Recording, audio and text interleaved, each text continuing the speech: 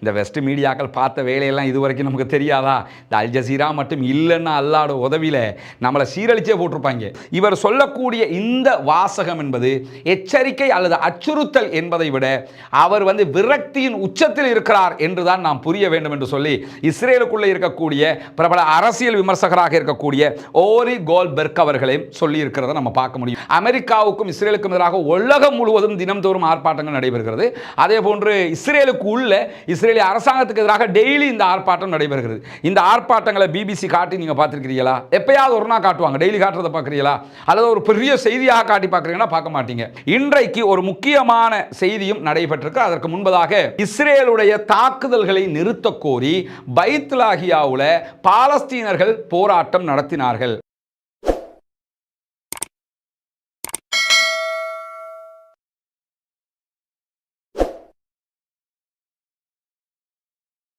அஸ்ஸலாமு அலைக்கும் வரஹ்மத்துல்லாஹி வபரகாத்துஹு. அன்பிற்கினிய சகோதர சகோதரிகளை நம் அனைவர் மீதும் ஏக இறைவனுடைய அமைதியும் கருணையும் உண்டாகட்டுமாக என்கிற உயரிய பிரார்த்தனைகளோடு பாலஸ்தீனத்தினுடைய காசா பகுதிகளிலே தொடர்ந்து 537வது நாளாகவும் இஸ்ரேலிய ஆக்கிரமிப்பு இராணுவம் தாக்குதல்களை நடத்தி வருகிறது. நமக்கெல்லாம் தெரியும், புனிதமிக்க ரமலானுடைய மாதத்திலே சீஸ்ஃபயர் யுத்த நிறுத்த ஒப்பந்தம் உடைக்கப்பட்டு இஸ்ரேலிய ஆக்கிரமிப்பு படைகள் தாக்குதல்களை நடத்தி வருகிறார். அதே நேரம் பாலஸ்தீன விடுதலை அமைப்பினர் ஒரு அளவுக்குண்டான மட்டுப்படுத்தப்பட்ட பதிலடி தாக்குதல்களை மாத்திரமே கொடுத்து வருகிறார்கள். இதே நேரம் லெபனான் பகுதிகளிலையும் இஸ்ரேலிய ராணுவம் தாக்குதல்களை நடத்துகிற அதே வேளை லெபனானில் இருக்கக்கூடிய ஹெஸ்புல்லாக்கள் இதுவரைக்கும் பதிலடி தாக்குதல்களை தொடங்கவில்லை. ஆனால் பாலஸ்தீனத்திற்கு ஆதரவாக எங்கள் மீது நீங்கள் எவ்வளவு தாக்குதல்களை நடத்தினாலும் நாங்கள் இஸ்ரேல் மீதும் அமெரிக்காவினுடைய ராணுவ கப்பல் மீதும் தொடர்ந்து தாக்குதல்களை நடத்துவோம் என்று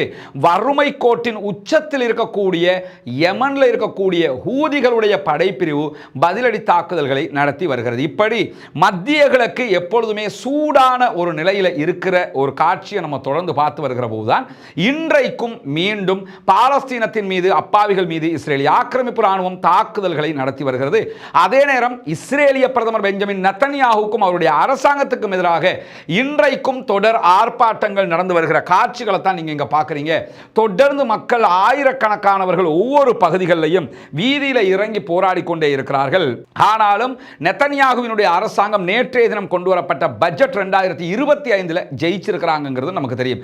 பொதுவாக எந்த ஒரு நாட்டில் இந்த பட்ஜெட்ல ஜெயிக்கிறதுங்கிறது நம்ம யோசிக்க வேண்டிய அவசியம் கிடையாது. ஆனா ஒரு மைனாரிட்டி கவர்மெண்டாக இருந்தா மெஜாரிட்டியை பெற்றுக்கொள்வதற்காக எதிர்க்கட்சியில் இருக்கக்கூடிய எம்பிக்களுக்கு பணத்தை அள்ளி அள்ளி கொடுப்பாங்க. நல்லா பணத்தை பம்ப் பண்ணி அதனூடாக லாபத்தை எடுத்துக்கொள்வாங்க. இப்போ இலங்கை மாதிரி ஒரு நாட்டை எடுத்துக்கிட்டோம்னா இப்போ இருக்கக்கூடிய இலங்கையினுடைய அரசாங்கம் மெஜாரிட்டி கவர்மெண்ட்டாக இருக்கிறாங்க. அவங்க மைனாரிட்டி கிடையாது. 3-2 பெரும்பான்மை அவங்களுக்கு இருக்கு. அவங்க என்ன ஒரு மசோதாவை பார்லிமெண்ட்டுக்கு கொண்டு வந்தாலும் பாஸ் ஆகிட்டு போய்கிட்டே இருக்கேன். அவங்க கிட்டே அதுக்கு தேவையான ஆட்கள் 3-2 பெரும்பான்மை இருக்கிறது. இதே நேரம் இந்தியாவை நம்ம எடுத்துக்கிட்டோம்னா அது ஒரு கூட்டணி ஆட்சியாக இருக்கிறது. அவங்க கூட்டணியோட கலந்து பேசி தான் போக வேண்டியிருக்கு. ஆனால் தொங்கு பாராளுமன்றம் கிடையாது. அவங்களும் கூட்டணிகள் எல்லாம் பேசி உடனடியாக எந்த ஒரு மசோதாவையும் பாஸ் பண்ணி கொள்வாங்க. ஆனால் இஸ்ரேலுடைய பாராளுமன்றம் நெசட்டை பொறுத்தவரையில் அது ஒரு தொங்கு பாராளுமன்றமாக இருக்கிறது. எந்த நேரத்தில் எவன் எந்த கட்சியில் எந்த பக்கம் போய் நிற்பான்னு தெரியல. அப்படி இருந்தும் உடனடியாக கொண்டு வரப்பட்ட 2025க்கான பட்ஜெட்டில் நெத்தன்யாகுவினுடைய அரசாங்கம் வெற்றி பெற்றிருக்கிறார். அதற்கான காரணம் ஒன்று, அவர்கள் ஷேக்கல்களை அள்ளி வீசி இருக்கிறார்கள். அந்த நாட்டுடைய நாணயம் ருபீஸ் மாதிரி ஷேக்கல்ஸ் அள்ளி கொடுத்திருக்கிறாங்கிற விமர்சனங்கள் முன்வைக்கப்படுகிறது. அதே நேரம் அமெரிக்காவினுடைய உள்நுழைவும் அதற்குள் இருக்கிறது என்கிற செய்திகளும் சொல்லப்படுகிறது. எது எப்படி போனாலும் அவர்கள் பட்ஜெட்டில் வென்றாலும் மக்கள் மனங்களை வெல்ல முடியவில்லை. இன்னும் 1.5 ஆண்டுகளுக்கு இந்த அரசாங்கத்தை கொண்டு போக முடியும். ஆனால் ஒரு ஆண்டு தாண்டக்கில் அடுத்த அரை ஆண்டுக்குள்ளாக இன்னொரு பட்ஜெட்டும் வர இருக்கிறது. எது எப்படி போனாலும் இன்னும் 1 ஆண்டுகளுக்கு இந்த அரசாங்கம் பட்ஜெட்டால் தோற்கடிக்கப்படவில்லை என்கிற வகையில் கொண்டு போக முடியுமான ஒரு நிலை இருக்கிறது. அந்த நேரத்தில் தான் இன்றைக்கும் இந்த ஆர்ப்பாட்டங்கள் இஸ்ரேலுடைய பிரதமருக்கு எதிராக நடத்தப்பட்டு வருகிறது. இப்படியான நேரத்தில் தான் இன்றைக்கு இஸ்ரேல் பாலஸ்தீனத்தின் மீது நடத்திய தாக்குதல்களை 23 அப்பாவிகள் கொல்லப்பட்டிருக்கிறார்கள், ஷஹீதாகி இருக்கிறார்கள் என்கிற செய்திகளுக்கு மத்தியில் மத்திய காசா, சென்ட்ரல் காசா காசா பகுதிகளில் இருந்து இஸ்ரேலை நோக்கி 6 ஏவுகணைகள் 6 ராக்கெட்டுகள் ஏவப்பட்டிருக்கிறது என்கிற செய்திகள் வெளியாகி இருக்கிறது.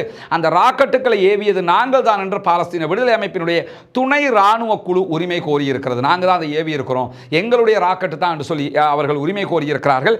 இப்படி இன்றைய தினம் இந்த தாக்குதல்களும் நடத்தப்பட்டிருக்கக்கூடிய நேரத்தில் தான் இன்றைக்கு ஒரு முக்கியமான செய்தியும் நடைபெற்றிருக்கு. அதற்கு முன்பதாக காசாவுடைய விவகாரத்தை பொறுத்தவரையில் இன்றைக்கு இஸ்ரேலுடைய அரசியல் விமர்சகராக இருக்கக்கூடிய ஓரி கோல்பெர்க் அவர்கள் ஒரு முக்கியமான கருத்தை வெளியிட்டிருக்கிறார்கள். அந்த கருத்து என்னன்னு கேட்டா, காசாவை ஒட்டுமொத்தமாக ராணுவ கட்டுப்பாட்டுக்கு கீழாக கொண்டு வருவோம் என்று நெத்தன்யாகு எச்சரிக்கை விடுத்துக் கொண்டிருக்கிறார். நம்ம நேற்று சொல்லியிருந்தோம், 40,000 ராணுவத்தை காசாவினுடைய எல்லையில் நிறுத்துறதுக்கு முயற்சி பண்றாங்க.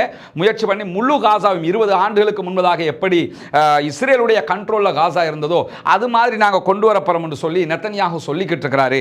இவர் சொல்லக்கூடிய இந்த வாசகம் என்பது எச்சரிக்கை அல்லது அச்சுறுத்தல் என்பதை விட அவர் விரக்தியின் உச்சத்தில் இருக்கிறார் என்றுதான் நாம் புரிய வேண்டும் என்று சொல்லி இஸ்ரேலுக்குள்ள இருக்கக்கூடிய பிரபல அரசியல் விமர்சகராக இருக்கக்கூடிய ஓரி கோல்பெர்க் அவர்களையும் சொல்லி இருக்கிறத நம்ம பார்க்க முடியும். இவர் காசாவை கைப்பற்ற போறேன்னு சொல்லி வெற்றிட மமதியில் எல்லாம் அவர் சொல்லல, விரக்தியில் போய் நிற்கிறாரு. நமக்கு பணைய கைதிகளை மீட்டுக்கிட்டு வர முடியல, பாலஸ்தீன விடுதலை அமைப்பை அழிக்க முடியல, முழு தோல்வியாக யுத்தத்தில் நம்ம நிற்கிறோம். அப்ப என்ன பண்றது? எல்லா ராணுவத்தையும் கொண்டு அங்க குமிச்சு மொத்தமா ஆக்கிரமிச்சிருவோம். அப்போவாவது கொண்டு வர முடியுமானா அப்போதும் பெஞ்சமின் நெத்தன்யாகுவால் அவர்களை மீட்டு கொண்டு வர முடியாது. ஏன்னா பங்கருக்குள்ள போயிட்டாங்கன்னா பங்கருக்குள்ள அந்த 40,000 ராணுவத்தை உள்ள அனுப்ப போறியா? எதுவுமே நடக்க முடியாது. எனவே அதுவும் தோல்வியாக முடியும் என்பதுதான் ஓரி கோல்பெர்க் அவர்களுடைய வாதமாக இருக்கக்கூடிய நேரத்தில் இன்றைக்கு நீங்க நிறைய பேர் பரபரப்பான ஒரு செய்தியை பார்த்திருப்பீங்க. எனக்கும் ஒரு நூற்றுக்கணக்கான சகோதரர்கள் வாட்ஸ்அப்பில் அனுப்பி கேட்டுக்கிட்டே இருக்கிறாங்க, இது உண்மையாண்டு. அது என்னன்னு சொன்னா, பாலஸ்தீன விடுதலை அமைப்புக்கு எதிராக காசாவுக்குள் ஆர்ப்பாட்டம் ஒன்று நடைபெற்றிருக்கிறது என்பதுதான் அந்த செய்தியாக இருக்கு. அது உண்மையா, அதனுடைய பின்னணி என்ன என்பதை நாம் தெரிந்து கொள்ள வேண்டும். பொதுவாக உங்களுக்கு தெரியும், அமெரிக்காவுக்கும் இஸ்ரேலுக்கும் எதிராக உலகம் முழுவதும் தினம்தோறும் ஆர்ப்பாட்டங்கள் நடைபெறுகிறது.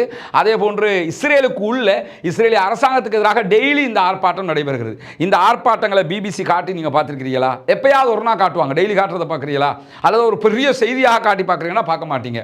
அதே மாதிரி வால் ஸ்ட்ரீட் ஜேர்னலாக இருந்தாலும் சரி, டைம்ஸாக இருந்தாலும் சரி, எந்த ஒரு பத்திரிகை, ஈவன் தமிழ்நாட்டினுடைய எந்த ஊடகங்களாவது இதை காட்டுதான்னு பார்த்தீங்கன்னா காட்டலை.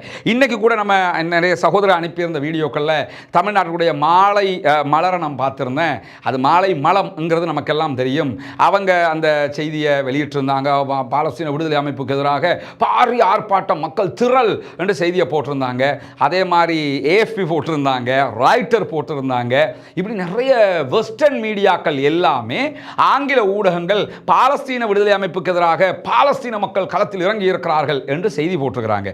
அதே நேரம் அதை அப்படியே வாந்தி எடுக்கக்கூடிய தமிழ் ஊடகங்களும் அதே செய்திகளை போட்டிருக்காங்க. உண்மையில் அங்கு நடந்தது என்ன என்பது இங்கு நாம விரிவாக பார்க்க வேண்டிய ஒரு செய்தியாக இருக்கிறது. உண்மையிலேயே பாலஸ்தீனத்தில் பைத் லாகியாங்கிறது நார்த் காசா, வடக்கு காசாவில் இருக்குது. பைத் லாகியா பகுதிகளில் தான் ஒரு பாரிய ஆர்ப்பாட்டம் நடைபெற்றது. இங்க நீங்க பார்க்கலாம், இந்த செய்தி அல் ஜசீரா வெளியிட்டிருக்கக்கூடிய ஒரு செய்தியினுடைய முகப்பு தான் நீங்க பார்க்குறீங்க. போட்டோஸ் போட்டு நிறைய போட்டோஸ் அவங்க இணைச்சிருக்கிறாங்க. அதில் என்ன சொல்றாங்கன்னா, செய்தியில் நீங்க தலைப்பை பாருங்க, protesters in faith Laqiya call for end to Israeli attacks. இஸ்ரேலுடைய தாக்குதல்களை நிறுத்த கோரி பைத் லாகியாவில் பாலஸ்தீனர்கள் போராட்டம் நடத்தினார்கள். போராட்டத்தினுடைய குறிக்கோள் என்னன்னா, யுத்தத்தை நிறுத்துங்க, தாக்குதலை நிறுத்துங்க, எங்க மேல அட்டாக் பண்ணாதீங்கிறதான் போராட்டத்தினுடைய கருப்பொருளாக இருந்தது. இங்க நீங்க பார்க்கலாம், போராட்டக்காரர்கள் போராட்டத்தில் சேர்ந்திருக்கக்கூடிய காட்சிகளை தான் நீங்க இதில் பார்க்குறீங்க. இதுவெல்லாம் போராட்டத்திலே கலந்து கொண்டவர்கள் வைத்துக் கொண்டிருந்த பேனர்களாக இருக்கிற ஸ்டாப் வார் என்று போட்டிருக்கிறாங்க. அதையே அரபுல போட்டிருக்கிறாங்க. இங்க நீங்க பார்க்கலாம், பைத் லாகியா சிட்டியிலேயே இந்த ஆர்ப்பாட்டத்தில் பங்கெடுத்திருக்கக்கூடிய காட்சியை தான் நீங்க பார்க்குறீங்க. இதெல்லாம் அந்த ஆர்ப்பாட்டத்தில் கலந்து கொண்டவங்க இருக்கக்கூடிய காட்சிகளை அல் ஜசீரா வெளியிட்டிருப்பதை தான் நீங்க பார்க்குறீங்க.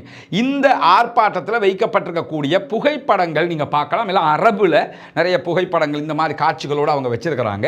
நான் பார்த்த வகையில் எந்த ஒரு புகைப்படத்திலையும் பாலஸ்தீன விடுதலை அமைப்புக்கு எதிரான வாசகங்கள் இல்லை. ஆனால் உண்மையிலே என்ன நடந்தது என்று சொன்னால், இந்த ஆர்ப்பாட்டத்தை பொறுத்தவரையில் அல் ஜசீரா வெளியிட்டிருக்கக்கூடிய செய்தியில் என்ன சொல்றாங்கன்னா, காசா மீதான இஸ்ரேலுடைய தாக்குதல்களையும் முற்றுகையும் நிறுத்த கோரி நூற்றுக்கணக்கான மக்கள் போராட்டத்தில் ஈடுபட்டார்கள் என்று சொல்லியிருக்கிறார்கள். இன்னொரு செய்தியில் கிட்டத்தட்ட 2000+ மக்கள் கலந்து கொண்டார்கள் என்று அல் ஜசீரா ரிப்போர்ட் பண்றாங்க. ரிப்போர்ட் பண்றது மட்டுமல்லாம பைத் லாகியா, பைத் ஹனூன், ஜபாலியா ஆகிய 3 பகுதிகளில் ஆர்ப்பாட்டங்கள் நடைபெற்றது. 3 பகுதிகளிலும் நிறைய மக்கள் கலந்து கொண்டார்கள். ஒவ்வொரு இடத்திலும் ஆயிரக்கணக்கான மக்கள் கலந்து கொண்டார்கள் யுத்தத்தை நிறுத்த சொல்லி அப்படின்னு சொல்லியிருக்கிறாங்க. இந்த போராட்டத்தை வஃபா நியூஸ் ஏஜென்சியும் மிக தெளிவாக வெளியிட்டிருக்கிறாங்க. அல் ஜசீராவை விட வஃபா நியூஸ் ஏஜென்சியும் அல் குதுஸ் நெட்வொர்க்கும் வெளியிட்டிருக்கக்கூடிய செய்திகள் இன்னும் விரிவாகவே இருக்கிறது, அரபிலையும் இருக்கிறது. இந்த நிலையில் தான் அந்த ஆர்ப்பாட்டத்தில் வைத்திருந்த வாசகங்கள் எல்லாம் பார்த்தீங்கன்னு சொன்னா, நாங்கள் சாக விரும்பவில்லை, நாங்கள் சாவதற்கு மறுக்கிறோம் என்கிற வாசகம் அதில் இடம்பெற்றிருந்தது. அதே போன்று எங்களுடைய குழந்தைகளுடைய இரத்தம் மலிவானதல்ல, எங்க குழந்தைகளுடைய பிளட் வந்து சீப் கிடையாது அப்படின்னு சொல்லி வாசகங்கள் இருந்தது. அதே போன்று யுத்தத்தை நிறுத்து அப்படிங்கிற ஸ்டாப் வார் என்கிற அந்த வாசகம் ஆங்கிலத்திலும் அரபிலையும் இருக்கிறது. அதே போன்று நீங்க பார்த்தீங்கன்னா இடப்பெயர்ச்சி அகதிகளாக எங்களை மாற்றுவது போதும், நாங்கள் வாழ விரும்புகிறோம் என்கிற வாசகங்கள் அதிலே இருக்கிறது. முற்றுகை கடுமையானது என்ற வாசகம் இருக்கிறது. உணவு இல்லை, பாதுகாப்பு இல்லை, தண்ணீர் இல்லை என்கிற வாசகம் ஒரு பேனர்ல இருக்குது. பணம் கூட இல்லை, இந்த நிலைமை போதும், நாங்கள் கண்ணியத்தோட வாழ விரும்புகிறோம் என்பதுதான் அதிலே இருக்கக்கூடிய வாசகமாக இருக்கிறது. இப்படி நிறைய வாசகங்கள் இருக்கிறது. நான் தேடி பார்த்த வகையில் அந்த ஆர்ப்பாட்டத்தில் வைக்கப்பட்டிருந்த எந்த பேனர்லையும் பாலஸ்தீன விடுதலை அமைப்பினுடைய பெயர் கிடையாது, பாலஸ்தீன விடுதலை அமைப்பு வெளியேறு என்கிற வாசகம் கிடையாது, பாலஸ்தீன விடுதலை அமைப்புக்கு எதிரான எந்த ஒரு போட்டோவும் அதில் இல்லை. பட் என்ன நடந்தது என்று சொன்னால், 3000 பேர் பங்கெடுக்கக்கூடிய ஒரு ஆர்ப்பாட்டம், 3 இடங்களில் நடைபெறுகிற ஆர்ப்பாட்டம், யுத்தத்தை நிறுத்து என்றுதான் ஆர்ப்பாட்டம் நடைபெறுகிறது. அல் ஜசீரா இரண்டையும் சரிசமனாக செய்தியாக வெளியிடுகிறது. வஃபா நியூஸ் ஏஜென்சி மிக தெளிவாக வெளியிடுகிறது. குதுஸ் நெட்வொர்க்கும் மிக தெளிவாக செய்தி வெளியிடுறாங்க. அரபு ஊடகங்கள் பலதும் மிக தெளிவாக செய்தியை வெளியிட்டிருக்கிறாங்க. வெஸ்டர்ன் மீடியாக்களாக இருக்கக்கூடிய மீடியாக்கள் எடுத்துக்கணும், அது ஏஎஃப்பி ஆக இருந்தாலும் சரி, ராய்ட்டராக இருந்தாலும் சரி, டைம்ஸ் ஆக இருந்தாலும் சரி, வெஸ்டர்ன் மீடியாக்கள் எல்லாமே ஆங்கில ஊடகங்கள் எங்களை விட்டா யாரும் கிடையாது என்று ஆட்டிக்கிட்டு நின்றாங்கல்ல, இந்த ஊடகங்கள் இன்னைக்கு அல் ஜசீரா விட்டா தான் யாரும் கிடையாது இந்த நிலைமை ஆயிடுச்சு. இந்த ஊடகங்கள் தான் என்ன செய்தியா போட்டாங்கன்னு சொன்னா, தலைப்பு செய்தியே பாலஸ்தீன விடுதலை அமைப்புக்கு எதிராக பாலஸ்தீன மக்கள் ஆர்ப்பாட்டம். உண்மையிலே அங்க நடந்தது என்னன்னு சொன்னா, இந்த ஆர்ப்பாட்டத்தை பத்தி ரிப்போர்ட் பண்ணுகிற அல் ஜசீரா என்ன சொல்றாங்கன்னு சொன்னா, இந்த ஆர்ப்பாட்டத்தில் ஒரு சிறு குழு பாலஸ்தீன விடுதலை அமைப்புக்கு எதிராக அரிதான குரலை எழுப்பினார்கள். ஒரு சின்ன குரூப் 3000 பேர்ல ஒரு சின்ன குரூப் என்ன பண்ணாங்கன்னா, பாலஸ்தீன விடுதலை அமைப்புக்கு எதிராகவும் கோஷம் எழுப்பினார்கள் என்று அல் ஜசீரா இன்னைக்கு ரிப்போர்ட் பண்றது மட்டுமல்லாம, அவங்க 17 மாத கால கொடிய யுத்தத்தை முடிவுக்கு கொண்டு வர வேண்டும் என்கிற அழைப்பை தான் விடுத்தார்கள் என்று சொல்லியும் அவர்கள் கோரிக்கை விடுத்திருக்கிறார்கள் என்பதுதான் இந்த செய்தியினுடைய சாராம்சம். எனவே ஒரு 3000 பேர் கலந்து கொண்ட ஒரு ஆர்ப்பாட்டம் 3 இடங்கள் நடக்குது. பைத் லாகியாவில் மட்டும் ஒரு 4-5 பேர் என்ன பண்றாங்கன்னா, பாலஸ்தீன விடுதலை அமைப்புக்கு எதிராகவும் ஆர்ப்பாட்டம் நடத்துகிறார்கள். இங்க ஒன்று கவனிச்சுக்கிறேன், நீங்க என்னன்னு சொன்னா, இதைத்தான் எல்லாருமே தலைப்பு செய்தியா மாத்தினாங்க. ஆனால் உண்மையிலே தலைப்பு செய்தி அதல்ல. இஸ்ரேலுக்கு எதிரான ஆர்ப்பாட்டம், அது யுத்தத்தை நிறுத்த சொல்லி பாலஸ்தீன விடுதலை அமைப்புக்கு எதிரான ஆர்ப்பாட்டம் அல்ல. அதுல ஒரு 4-5 பேர் இந்த கோஷத்தை எழுப்பினாங்க என்று சொல்லி அல் ஜசீரா ரிப்போர்ட் பண்றாங்க. அதே மாதிரி அல் குதுஸ் ரிப்போர்ட் பண்றாங்க. அதே மாதிரி வஃபாவும் ரிப்போர்ட் பண்ணி இருக்கிறாங்க. ஆனால் வெஸ்டர்ன் மீடியாக்கள் இஸ்ரேலுக்கு எதிரான ஆர்ப்பாட்டம்ங்கிறத மொத்தமாக விட்டுட்டாங்க. அதுல இருந்து வாந்தி எடுக்கிற இந்த தமிழக மீடியாக்கள் இருக்கிறாங்களா இல்லையா, அது தினமலமாக இருந்தாலும் சரி, தந்தி தொந்தியாக இருந்தாலும் சரி, அல்லது தம்பிமாராக இருந்தாலும் சரி, இவங்க எல்லாருமே என்னண்டா, பாலஸ்தீன விடுதலை அமைப்புக்கு எதிரான ஆர்ப்பாட்டம், எங்கடா பாலஸ்தீன விடுதலை அமைப்புக்கு எதிரான ஆர்ப்பாட்டம்? அது பைத் லாகியாவுல மட்டும் ஒரு 4-5 பேர் சத்தம் போட்டாங்கன்னு சொல்லி ஏஎஃப்பி இதை தான் சொல்றாங்க. ஒரு கட்டத்தில் அவங்க தலைப்பு அப்படி போட்டிருந்தாலும் ஒரு கட்டத்தில் என்ன சொல்றாங்கன்னா, ஒரு சிலர் குரல் எழுப்பினார்கள், ஒரு சிலர் கோஷமிட்டார்கள் என்கிற செய்தியை சொல்றாங்க. முதல்ல நம்ம என்ன புரியணும்னா, 25 லட்சம் மக்கள் வாழக்கூடிய ஒரு பகுதி, அதுல 3 இடங்கள்ல ஆர்ப்பாட்டம் நடைபெறுகிறது. அதுல ஒரு இடத்துல நடைபெற்ற ஆர்ப்பாட்டத்தில் 3000க்கும் மேற்பட்ட பேர் கலந்து கொண்டிருந்தாங்க. ஆர்ப்பாட்டம் இஸ்ரேலுக்கு எதிரானது. அதுல ஒரு மூலையில 4-5 பேர் என்ன பண்றாங்கன்னு கேட்டா, பாலஸ்தீன விடுதலை அமைப்புக்கு எதிராகவும் ஆர்ப்பாட்டம் செய்திருக்கிறார்கள். இதுல நமக்கு தெரிய வர்றது என்னன்னு கேட்டா, பாலஸ்தீன விடுதலை அமைப்புங்கிறது வெறுமனே ஆயுத குழு மட்டும் கிடையாதுங்க. அவங்க போர்சஸ், ராணுவம் மட்டும் கிடையாது. அவங்க தான் காசாவை இந்த நிமிஷம் வரைக்கும் ஆண்டுகிட்டு இருக்காங்க. காசாவினுடைய ஆட்சி பாலஸ்தீன விடுதலை அமைப்பு தான் இருக்குது. அங்க இருக்கக்கூடிய சுகாதார அமைச்சகம் யார்கிட்ட இருக்குதுன்னா பாலஸ்தீன விடுதலை அமைப்பு தான் இருக்குது. அங்க இருக்கக்கூடிய எல்லா விஷயத்தையும் அவங்க தான் பார்க்குறாங்க. அவங்கள விட்டா வேற யாரும் கிடையாதுங்கிற நிலை தான் இருக்குது. இப்படி இருக்கிற போது அவங்க ஒரு அரசியல் கட்சியும் கூட தேர்தலில் போட்டியிடுவாங்க. அவங்க போட்டியிடுவாங்க, ஃபத்தாஹ் போட்டியிடுவாங்க, அவங்களோட இருக்கக்கூடிய 14 அமைப்புகள் தனித்தனியாக போட்டியிடுவாங்க. இப்படி போட்டியிடும் போது அரசியல் ரீதியாக மாற்று கருத்து இருக்கக்கூடிய 4 பேர் இருப்பானா இல்லையா, அந்த 4 பேர் கோஷமிட்டதோட அதை எடுத்து என்ன பண்றாங்க, ஏய் பாத்தியா என்று சொல்லி அதை ஒரு செய்தி ஆக்கியிருக்கிறாங்களே தவிர, உண்மையில் அந்த ஆர்ப்பாட்டம் இஸ்ரேலுக்கு எதிராக நடத்தப்பட்ட ஆர்ப்பாட்டம். அந்த ஆர்ப்பாட்டத்தினுடைய காட்சிகளும் ஃபோட்டோஸுகளும் அதில் வைக்கப்பட்டிருக்கக்கூடிய எல்லாமே வந்து அதைத்தான் காட்டுறீங்களாம். பார்த்தீங்கன்னா குழந்தைகளுடைய ரத்தம் மலிவானது கிடையாதுன்னு அரபுல எல்லாம் எழுதியிருக்கக்கூடிய காட்சி நீங்கள் பார்க்கலாம். எந்த ஒரு ஃபோட்டோஸ்லையும் பாலஸ்டைன் விடுதலை அமைப்பினுடைய பேரோ அவர்களுடைய எந்த ஒரு இதையுமே காட்டி அவங்க ஆர்ப்பாட்டம் பண்ணல. இந்த ஆர்ப்பாட்டம் தெளிவாக நடத்தப்பட்டது. இஸ்ரேல் வார நிறுத்தணும் என்று சொல்லித்தான் நடத்தப்பட்டிருக்கு. இந்த தலைப்பையே நீங்க பார்க்கலாம். தெளிவாக அல் ஜசீரா போட்டிருக்கக்கூடிய காட்சி இருக்குது. என்னன்னா பாலஸ்தீன விடுதலை அமைப்புக்கு எதிராக ஒருத்தம் வந்து பேச மாட்டானா? ஏன்னா அது எப்பறா 25 லட்சம் மக்களும் அவங்களை ஆதரிக்கிறீங்க அப்படின்னு நினைச்சுக்கிட்டு ஒருத்தனை தூண்டி விட முடியாதா? தூண்டி விட்டா பாத்தீங்களா பாலஸ்தீன விடுதலை அமைப்பை பாலஸ்தீன் மக்களுக்கே பிடிக்கவில்லை, எனவே இந்த முழு காரணம் வந்து பாலஸ்தீன விடுதலை அமைப்பு தான் சொல்லி அவங்களோட தலையில தூக்கி பார்த்த வைக்கணும்ங்கிறதுக்காக இந்த வெஸ்ட் மீடியாக்கள் பார்த்த வேலையெல்லாம் இதுவரைக்கும் நமக்கு தெரியாதா? இந்த அல் ஜசீரா மட்டும் இல்லைன்னா அல்லாட உதவியில நம்மளை சீரழிச்சே போட்டிருப்பாங்க. அன்பிற்கினிய சகோதர சகோதரிகளே, உங்களுக்கெல்லாம் தெரியும் புனிதமிக்க ரமதானுடைய மாதத்தில் இஸ்லாத்தை ஏற்றுக்கொண்ட 14 குடும்பங்களுக்கான ஒரு வீட்டு திட்டத்தை உருவாக்குவதற்கான உதவிகளை உங்ககிட்ட கேட்டு வர்றோம். சகோதரர்கள் அதற்கான உதவித்தொகைகளை உங்களால் முடிந்த அளவுக்கு அனுப்பி கொண்டிருக்கிறீர்கள். அந்த அடிப்படையில் அந்த மக்களுக்கான வீடுகள் கட்டுகிற பணியை முதல் கட்டமாக நம்ம ஆரம்பிச்சிருக்கிறோம். அந்த காட்சிகளை நீங்க முன்னாடி பார்க்க முடியும். இந்த ஆரம்பம் தொடர்ந்து 14 வீடுகளை முடிக்கிற அளவுக்கு செல்ல வேண்டுமாக இருந்தால் உங்களுடைய ஜகாத் நிதிகளை இந்த புனிதமிக்க ரமதானுடைய மாதத்திலே அந்த மக்களுக்காக வாரி வழங்குங்கள். நபிகள் நாயகம் ஸல்லல்லாஹு அலைஹி வஸல்லம் அவர்கள் ஜகாத் பெற தகுதியான 8 கூட்டம் தொடர்பாக திருமறை குர்ஆன் நமக்கு கற்றுத்தருகிறது. ரசூலுல்லாஹி ஸல்லல்லாஹு அலைஹி வஸல்லம் அவர்களும் நமக்கு விளக்கம் சொல்லுகிறார்கள். அந்த 8 கூட்டத்தில் முஅல்லஃபத்துல் குலூப் உள்ளங்கள் ஈர்க்கப்படக்கூடிய இஸ்லாத்தை தழுவக்கூடிய இந்த சகோதரர்களும் அடங்குகிறார்கள் என்பதை நாம் புரிந்து கொள்ள வேண்டும். அந்த அடிப்படையில் அந்த மக்களுக்காக உங்களால் முடிந்த உதவிகளை வாரி வழங்குங்கள். முன்னால் தெரிகிற நம்முடைய அக்கவுண்ட் நம்பருக்கு நீங்கள் நேரடியாக டிபாசிட் பண்ணவும் முடியும். அதே நேரத்தில் அந்த அக்கவுண்ட்டுக்கு பணம் வைப்பு செய்ய முடியாத சகோதரர்கள் முன்னால் தெரிகிற என்னுடைய தொலைபேசி மற்றும் வாட்ஸ்அப் இலக்கத்திற்கு தொடர்பு கொள்ளுங்கள். உங்களுக்கான வழிகாட்டல்களை தர தயாராக இருக்கிறோம். அந்த அடிப்படையில் இந்த மக்களுக்கான உங்களுடைய ஜகாத் நிதிகளை வாரி வழங்குங்க. இன்னும் சில நாட்கள் மட்டுமே, கடைசி 10க்குள்ள நம்ம வந்துட்டோம், சில நாட்கள் மட்டுமே இருக்கிறது. எனவே அந்த மக்களுக்கான உங்கள் ஜகாத்துக்களை தர மறந்து விடாதீர்கள். புனிதமிக்க ரமதானுடைய மாதத்திலே ரசூலுல்லாஹி ஸல்லல்லாஹு அலைஹி வஸல்லம் அவர்கள் வீசுகின்ற காற்றை விட வேகமாக தர்மம் செய்வார்கள் என்று நபிமொழிகளில் நம்ம செய்திகளை பார்க்க முடிகிறது. எனவே அந்த அடிப்படையில் அந்த மக்களுக்காக உதவுவதற்கு தயாராகுங்கள். முன்னால் இருக்கிற என்னுடைய தொலைபேசி மற்றும் வாட்ஸ்அப் இலக்கத்துக்கு தொடர்பு கொள்ளுங்கள். தொடர்பு கொண்டு உங்களால் முடிந்த உதவிகளை வாரி வழங்குங்கள். இந்த பாலஸ்தீன விவகாரத்தை அப்படியே துண்டு துண்டா உடைச்சு வீசிருப்பாங்க. இத்தனை ஆண்டு காலம் நானோ நீங்களோ யாரோ அத்தனை பேருமே பாலஸ்டைன் ஒரு நாடு இருக்குன்னு தான் நினைச்சுக்கிட்டு இருந்தோம். அது மட்டும் இல்லாமல் பாலஸ்தீன யுத்தமாமே போன ரமதானுக்கு முந்தின ரமதானில் நடந்த யுத்தத்தில் பாலஸ்தீனில் யுத்தமாமே என்று தான் நினைச்சுக்கிட்டு இருந்தோம். இந்த 2 ரமதானில் தான் பாலஸ்தீனில் யுத்தம் இல்லை, இஸ்ரேல்காரன் உள்ள வந்து அடிச்சுக்கிட்டு இருக்கிறான். பாலஸ்தீன் தான் அவங்க நாடுங்கிறதே நிரூபித்தது அல் ஜசீராவினுடைய முழுமையான ஊடக பங்களிப்பு. இதுவரைக்கும் 175 பத்திரிகையாளர்கள் பாலஸ்தீனத்திலே கொல்லப்பட்டிருக்கிறார்கள், ஷஹீதாகி இருக்கிறார்கள் அல் ஜசீராவினுடைய.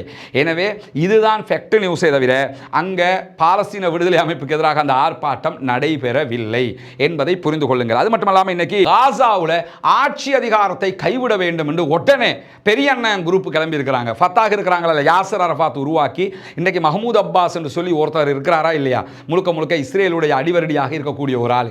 அவருடைய கட்சியை சேர்ந்த ஒருத்தர் என்ன பண்ணிருக்கிறார்னு கேட்டா உடனே பாலஸ்தீன விடுதலை அமைப்பு ஆட்சியை கைவிட வேண்டும், மக்கள் எதிர்ப்பு ஆர்ப்பாட்டம், அந்த 4 பேர் சொன்னதை வச்சுக்கிட்டு அவர் ஒரு அறிக்கை. எங்கடா இருக்கிறாங்க, ஒரு செங்கல் கலராதா கலண்டா அதை பிடிச்சிக்கிட்டு தொங்கிடுவோமே நிற்கிறாங்க. அந்த அடிப்படையில் அவர் ஒரு அறிக்கை வெளியிட்டிருக்கிறாரு. அதுக்கு பதிலளிக்கை இன்றைக்கு பாலஸ்தீன விடுதலை அமைப்பு நெத்தி பொட்டுல அடித்த மாதிரி பதிலளிக்கையும் விட்டுருக்கிறது மட்டுமல்லாமல் அவங்க என்ன சொல்லியிருக்கிறாங்கன்னு கேட்டால் நெத்தனியாவுக்கும் ஒரு அறிக்கை இன்றைக்கு பாலஸ்தீன விடுதலை அமைப்பு வெளியிட்டிருக்கிறார்கள். அந்த அறிக்கையில் அவங்க என்ன சொல்லியிருக்கிறாங்கன்னா, நீங்கள் யுத்தம் பண்ணி உங்கள் ஆக்களை உசுரோட மீட்டுக்கலாம்னு நினைக்காதீங்க, அது உங்களோட முட்டாள்தனமானது, கண்டிப்பாக அது நடைபெறாது. நீங்கள் யுத்தம் பண்ணி திரும்ப திரும்ப எங்ககிட்ட இருக்கக்கூடிய உங்களுடைய பணைய கைதிகளை மீட்டெடுக்க நினைச்சிங்கன்னா பணத்தை தான் கொண்டு போவீங்க. ஏன்னா எங்ககிட்ட இருந்து உங்களுக்கு மீட்க முடியாது, 537 நாட்களாக மீட்க முடியாது தான், இதுக்கு பிறகு மீட்க போறீங்களா அப்படின்னு சொல்லி இன்றைக்கு ஒரு அறிக்கை அவர்கள் விடுத்திருப்பது மட்டுமல்லாமல் காசாவில் யுத்த நிறுத்தத்தை கொண்டு வருவதற்கு நாங்கள் எப்பயுமே தயாராக இருக்கிறோம், நாங்கள் சண்டைக்கு ரெடி இல்லை, அதனால தான் நீங்கள் இப்போ எங்களுக்கு அட்டாக் பண்ணி கொண்டிருந்தாலும் பேச்சுவார்த்தையை கண்டினியூ பண்ணுறோம், திரும்ப நாங்கள் ஒரே அடியாக அட்டாக்கு வரல. இப்போ பார்க்குற நம்ம எவ்வளோ யுத்தங்கள் பண்ணிக்கிட்டு இருந்தாலும் பாலஸ்தீன விடுதலை அமைப்பு ரிப்பீட் அட்டாக்கை வந்து இப்போ பண்ணாமல் இருக்கிறாங்க. ரொம்ப ரேராக இன்னைக்கு கொஞ்சம் அடிப்பாங்க, நேற்று கொஞ்சம் அடிப்பாங்க, இப்படித்தான் நடக்கிறது. எனவே நாங்கள் வந்து இப்படித்தான் தான் இருக்கிறோம், எனவே நாங்கள் சமாதானத்துக்கு தான் தயாராக இருக்கிறோம் என்று சொல்லி இன்றைக்கும் அவர்கள் வெளியிட்டிருக்கக்கூடிய அறிக்கையில் நம்ம பார்க்குற அதே நேரத்தில் இன்றைக்கு வடக்கு யமன் மீது தாக்குதல்களை நடத்தி இருக்கிறது அமெரிக்காவினுடைய படைகள். வடக்கு யமனில் இருக்கக்கூடிய ஹூத்திகளுடைய தொடர்புடைய இடங்கள் என்று சொல்லப்படக்கூடிய வடக்கு மாகாணம் சதாவில் இருக்கக்கூடிய சஹார் மாவட்டத்தில் தாக்குதல்கள் நடைபெற்றிருக்கிறது. அதே மாதிரி 2 தாக்குதல்கள் அந்த பகுதிகளில் நடைபெற்றிருப்பதாக இன்றைக்கு ஹூத்திகளுடைய தொலைக்காட்சியாக இருக்கக்கூடிய அல் மசீரா தகவல் வெளியிட்டிருப்பதை நம்ம பார்க்க முடியும். அதே மாதிரி நீங்கள் பார்த்தீங்கன்னு சொல்லி சொன்னால் மார்ச் 15ஆம் தேதி முதல் அமெரிக்கா வந்து இந்த தாக்குதல்கள் நடத்துகிறாங்க. யமனை நீங்கள் எடுத்துக்கிட்டிங்கன்னா ரொம்ப வறுமை கோட்டுக்கு கீழே இருக்கக்கூடிய ஒரு நாடு, ரொம்ப பொருளாதாரத்தில் அடி வாங்கின ஒரு நாடு, ஆனாலும் ஆயுத பலம் மிக்க நாடாக இருக்கிறாங்க. ஆயுதத்தை கையில் வச்சுக்கிட்டு தான் இந்த தாக்குதல்கள் நடத்திக்கிட்டு இருக்கிறாங்க. இன்றைக்கும் அவர்கள் அமெரிக்காவினுடைய விமானம் தாங்கி கப்பல் மீது தாக்குதல் நடத்தி இருக்கிறார்கள். இன்றைக்கு அவர்கள் வெளியிட்டிருக்கக்கூடிய அறிக்கையில் USS ஹாரி ட்ரூமன் விமானம் தாங்கி கப்பல் மீது 3 பேலிஸ்டிக் பாலஸ்டைன் 2 ஹைப்பர்சோனிக் ஏவுகணை தாக்குதல்களை நடத்தியிருப்பதாக சொல்லியிருக்கிறார். அதே நேரம் டெல் அவிவை நோக்கி இன்றைக்கு இஸ்ரேலுக்கு எதிரான இராணுவ தளங்கள் மீதும் தாக்குதல் நடத்தியிருக்கிறோம் என்கிற செய்திகளையும் அவர்கள் வெளியிட்டிருக்கிறார்கள். எனவே தொடர்ந்து பாலஸ்தீன விடுதலை அமைப்புக்கு ஆதரவாக, பாலஸ்தீன மக்களுக்கு ஆதரவாக யமனில் இருக்கக்கூடிய ஹூதிகளும் தாக்குதல்களை நடத்தி வருகிறார்கள். பொறுத்திருந்து பார்ப்போம் என்னவெல்லாம் நடக்கிறது என்பதை. பாலஸ்தீன மக்கள் வெற்றி பெற வேண்டும், பாலஸ்தீனம் சுதந்திரமடைய வேண்டும், பாலஸ்தீன மக்கள் நம்மை போன்ற நிம்மதியானவர்களாக மாற வேண்டும் என்பதுதான் நம்முடைய கோரிக்கை, அல்லாஹ்விடத்தில் நாம் வைக்கக்கூடிய பிரார்த்தனையாக இருக்கிறது. எனவே பாலஸ்தீன மக்களுக்காக கையேந்த மறந்து விடாதீர்கள். வல்ல ரஹ்மான் நம்முடைய பிரார்த்தனைகளை அங்கீகரிப்பானாக. பாலஸ்தீனம் சுதந்திரம் பெறட்டும், பாலஸ்தீனம் வெற்றி பெறட்டும், இஸ்ரேலிய ஆட்சியும் இஸ்ரேலிய பயங்கரவாத தாக்குதல்கள் முடிவுக்கு வர வேண்டும் என்கிற உயரிய கோரிக்கையோடு முடித்துக் கொள்கிறேன். வாஹ்ரு தஅவானா அல்ஹம்துலில்லாஹி ரப்பில் ஆலமீன்.